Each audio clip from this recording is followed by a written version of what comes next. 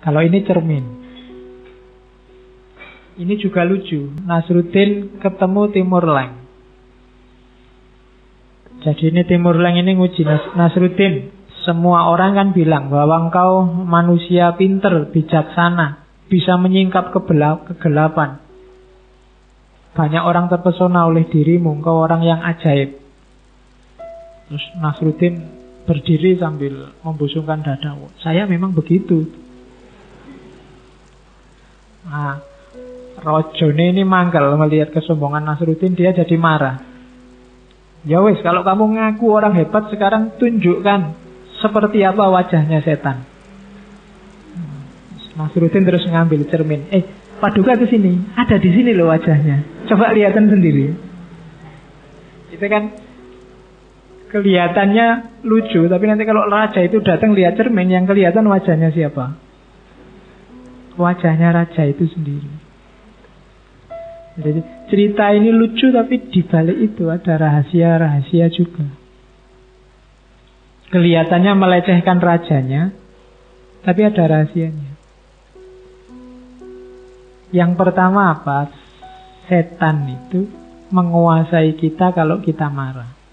Maka begitu tadi rajanya marah karena kesombongan Nasruddin, setan menguasai dia. Jadi oleh Nasruddin dikasih cermin. Kalau ingin lihat setan, ngoco.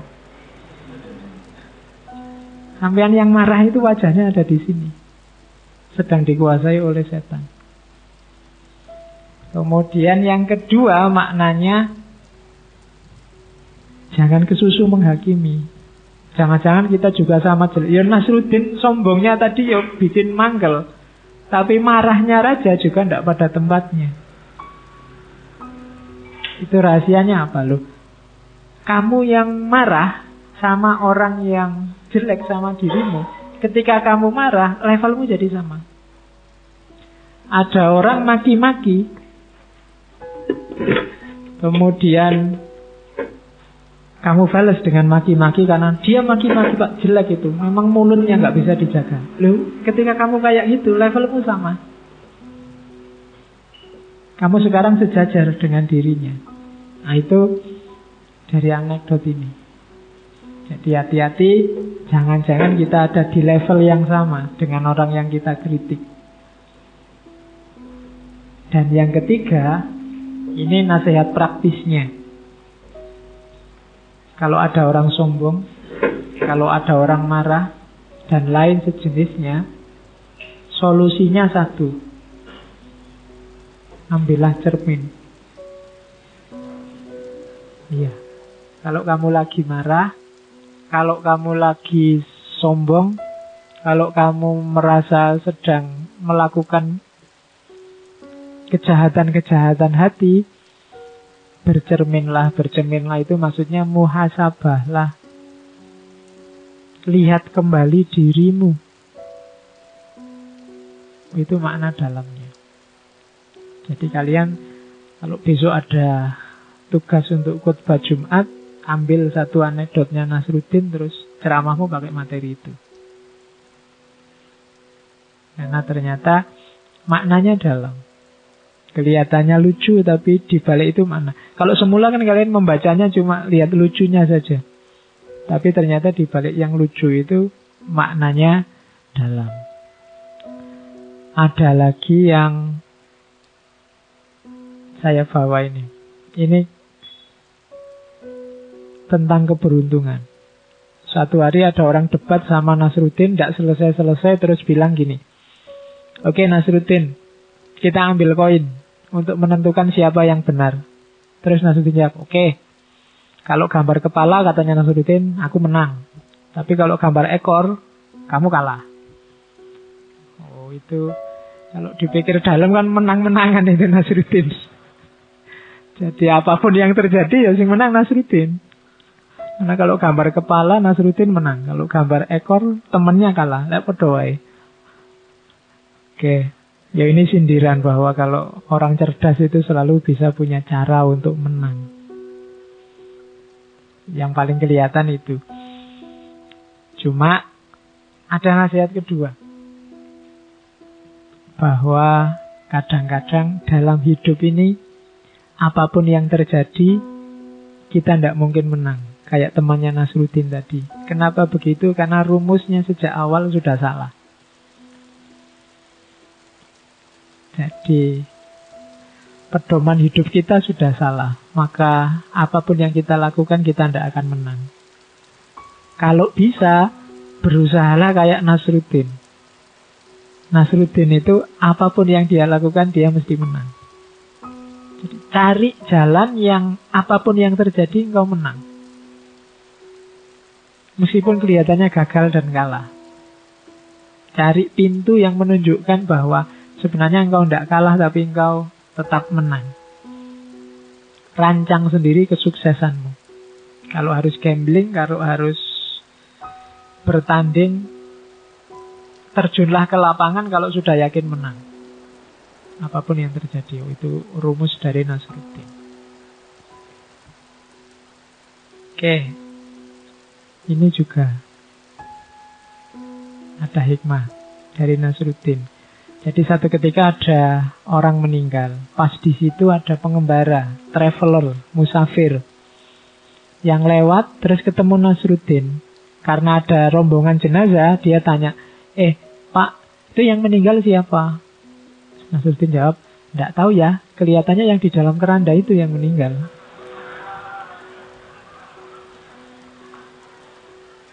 Ya, itu kan lucu. Ya yang jelas rahasianya yang pertama, ya Nasruddin jujur. Ya dia taunya itu, nggak tahu detailnya. Ada lagi yang lebih dalam sebenarnya. Apa rahasia yang lebih dalam? Kalau orang sudah meninggal, identitas dan status saat dia hidup tidak penting lagi. Apakah itu yang meninggal Pak Lurah, apa Pak RT, Pak RW, apakah yang meninggal Presiden, tidak penting lagi. Statusnya sudah sama sekarang, jenazah. Ada yang lebih dalam lagi, yang ketiga. Itu tadi kan dia musafir, bukan orang situ. Meskipun Nasruddin ngomong yang meninggal Abdullah, yang meninggal Nasruddin, yang meninggal siapapun, dia ya tidak kenal, wong dia bukan orang situ. Jadi pertanyaannya sudah salah. Apa untungnya? Dia tahu wong dia bukan orang situ. Jadi pertanyaan yang salah, ya jawabannya jadinya salah. Itu dari anekdot selanjutnya. Nah ini yang paling banyak diceritakan tentang tetangganya yang mau pinjam keledai. Jadi satu ketika tetangganya mau pinjam keledai ke Nasruddin. Terus Nasruddin bilang, wah keledainya tidak ada, baru dipinjam orang lain. Tiba-tiba keledainya meringkik, bunyi. Tetangganya, kamu bohong lah, itu bunyinya keledaimu. Loh, kamu itu percaya keledai apa percaya saya?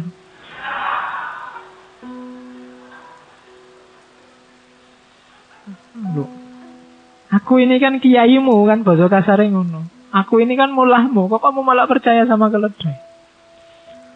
Itu sindiran luar biasa tentang kebenaran. Kebenaranmu itu kebenaran kenyataan atau kebenaran hanya ikut? Yang tadi keledai ngeringkik itu kan jelas kenyataan, fakta keledainya ada. Meskipun mulahnya bilang tidak ada. Tapi kebanyakan orang lebih percaya sama mullah ini. Kenapa? Karena mullahku, kiaiku. Jadi kalau sudah jelas terbang, ya itu burung dan pasti bukan kambing. Tapi kalau ustadzmu bilang ini adalah kambing, kan kamu terus biasanya melu, ya berarti yang benar adalah kambing. Padahal itu sudah jelas terbang. Dan itu yang sering terjadi hari ini. Jadi kita tertipu oleh patron-patron. Loh, untuk hal-hal yang kamu belum tahu, ya kamu boleh percaya pada otoritas. Tapi kalau kamu sendiri sudah tahu fakta kebenarannya, ya jangan ikut.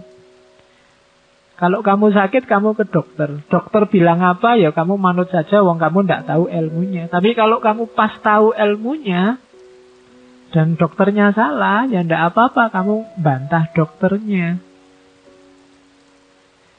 Cara berpikir ini di tengah masyarakat ndak populer. Begitu ada orang bantah dokter, terus dianggap mesti yang bantah itu ngeyel. Loh, siapa ngerti yang bantah ini memang ngerti ilmunya, tahu faktanya, ngerti jelas dia keledainya, wong ada bunyinya. Meskipun dokternya bilang ndak ada. Itu hikmah dalam dari cerita anekdotnya Nasruddin. Jadi jangan tertipu oleh otoritas. Untuk hal-hal yang kamu tidak pahami ya. Makanya agama melarang taklid buta. Taklid buta itu tidak ngerti siapa yang kamu takliti, tidak lihat konteks, porsi, dan proporsinya. Dalam agama tidak boleh. Kalau kamu punya kemampuan mengakses dalil, akseslah dalil. Tapi kalau kamu tidak mampu, jangan gaya ngomong dalil. Kan itu porsi dan proporsi yang tepat. Terus, nah ini juga sindiran untuk masyarakat. Jadi satu ketika Nasruddin ini pamer anggur. Sambil bawa keranjangnya anggur, dia lewat. Di jalan banyak anak-anak kecil. Terus anak-anak itu minta, Nasruddin, Mbok, aku dikasih anggurnya. Akhirnya oleh Nasruddin ngambil anggur satu, nih, buat bareng-bareng. Terus anak-anaknya protes, mau ngasih kok cuma satu, Mbok, ya yang banyak. Alah, yang satu itu rasanya sama saja dengan yang lain.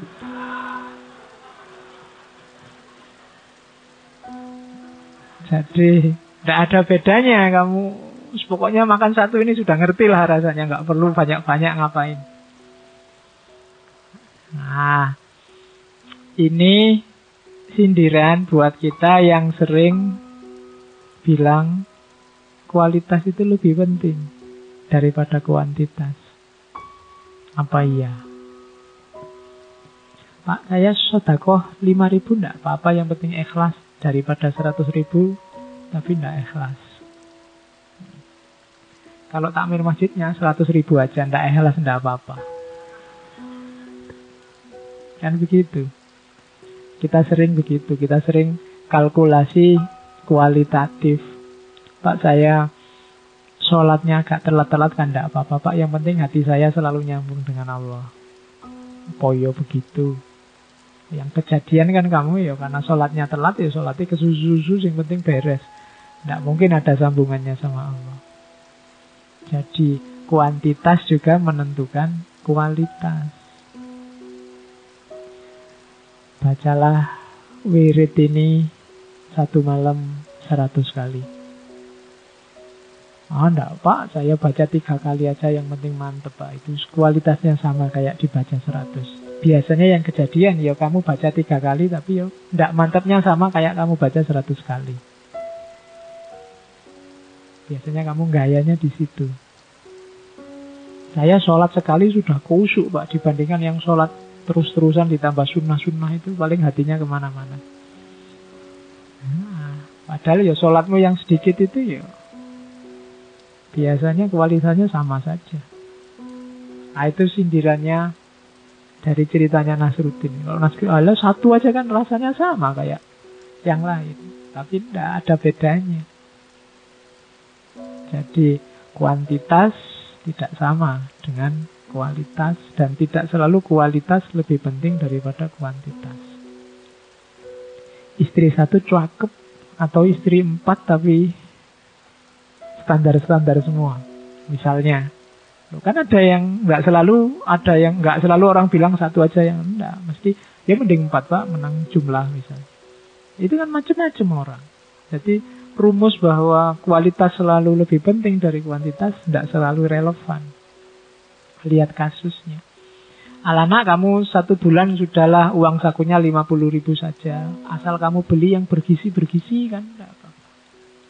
Kalau kamu kan enggak, ya harusnya ya tetap 1 juta tapi yang bergizi-bergizi.